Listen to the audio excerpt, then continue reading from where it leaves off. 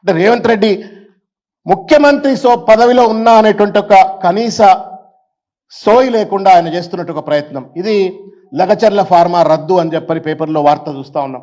మీరందరూ గుర్తుంటుంది, national human rights commission కావచ్చు, ఎస్సీ కమిషన్ కావచ్చు, ఎస్టీ కమిషన్ కావచ్చు, లేకపోతే పెద్ద ఎత్తున ప్రజా సంఘాలు బీఆర్ఎస్ పార్టీ పెద్ద ఎత్తున పోరాటం చేపట్టినప్పుడు మేము ఫార్మా కంపెనీ పెట్టట్లేము అనడే చెప్పని, ఫార్మా కంపెనీ కోసం మేము అని చెప్పని భూమి గుంజుకుంటాం అల్లుడు కోసం అని చెప్పిన తర్వాత ప్రజలు రోడ్ల మీదకి వచ్చి పెద్ద ఎత్తున కొట్లాడిన తర్వాత నేను ఫార్మా కంపెనీ పెట్టట్లేను, ఇండస్ట్రియల్ కారిడార్ పెడుతున్నా, అక్కడ పొల్యూషన్ లేదు గిల్యూషన్ లేదు అని చెప్పని మాట్లాడిండు. అదేదో తొండలగుడ్లు పెట్టే భూములు అని చెప్పని అన్నాడు. వాస్తవానికి ఇవాళ ఏంటి అంటే ఈ నోటిఫికేషన్ కనుక ఒకసారి ఎవరైనా చూసినట్టయితే మిత్రులారా, ఇది ఆయన ఇచ్చినట్టు ఒక నోటిఫికేషన్. ఈ నోటిఫికేషన్లో స్పష్టంగా మీకు కనబడుతుంది భూసేకరణ తెలంగాణ ప్రభుత్వం ఈ దిగువ నిర్దిష్టపరిచిన వికారాబాద్ జిల్లా దుద్యాల మండలం లగచర్ల గ్రామంలో ప్రయోజన నిమిత్తం అనగా ఫార్మా గ్రామాలు ఏర్పరచడానికి అని చెప్పని ఇంట్లో రాస్తాడు. ఒక ముఖ్యమంత్రి ఇట్లా అబద్ధాలు ఆడొచ్చునా? ఒక ముఖ్యమంత్రి చరిత్రను విధ్వంసం చేసి అకృత్యాలకు పాల్పడొచ్చునా? అట్లా పాల్పడే వ్యక్తి ముఖ్యమంత్రి కుర్చీ మీద కూర్చుంటే మనం అందరము సంకలు గుద్దుకుంటా చూద్దామా?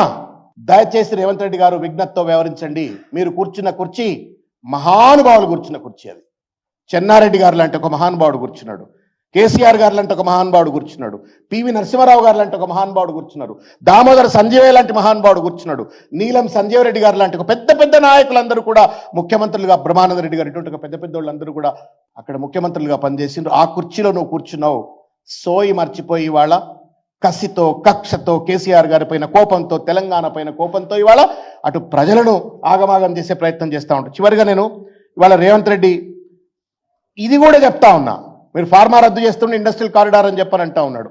ఇది కూడా ప్రజల భూములను ప్రజల అభిష్టం మేరకు మాత్రమే తీసుకోవాలా ఒకటి. రెండవది ఏమంటా ఉన్నా అంటే ఇది రద్దు చేసుకున్నావు, మరి కేసులు ఎందుకు రద్దు చేసుకోవు రేవంత్ రెడ్డి? ప్రజల అభిష్టానికి వ్యతిరేకంగా నువ్వు నోటీసులు ఇస్తే ప్రజలు తిరగబెడితే వాళ్ళ మీద కేసులు పెడితే జైళ్ళలో పెడితే ఇవాళకి కూడా ఇవాళ రైతులు జైళ్లలో ఉన్నారు. మరి వాళ్ళని ఎందుకు నువ్వు జైళ్ళ నుండి విముక్తి చేయట్లేవు? ఆ కేసులు ఎందుకు రద్దు చేయట్లేవు? న్యాయమా రేవంత్ రెడ్డి ఇది?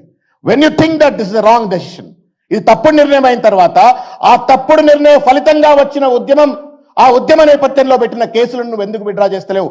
I demand from this forum, నేను ఈ వేదిక నుండి నేను విజ్ఞప్తి చేస్తా ఉన్నాను, రేవంత్ రెడ్డికి డిమాండ్ చేస్తా ఉన్నాను, వెంటనే రైతుల పైన కావచ్చు, పట్నం నరేందర్ రెడ్డి గారి పైన కావచ్చు పెట్టిన కేసులన్నీ కూడా ఎత్తివేయాలని చెప్పని కూడా నేను విజ్ఞప్తి చేస్తా ఉన్నాను.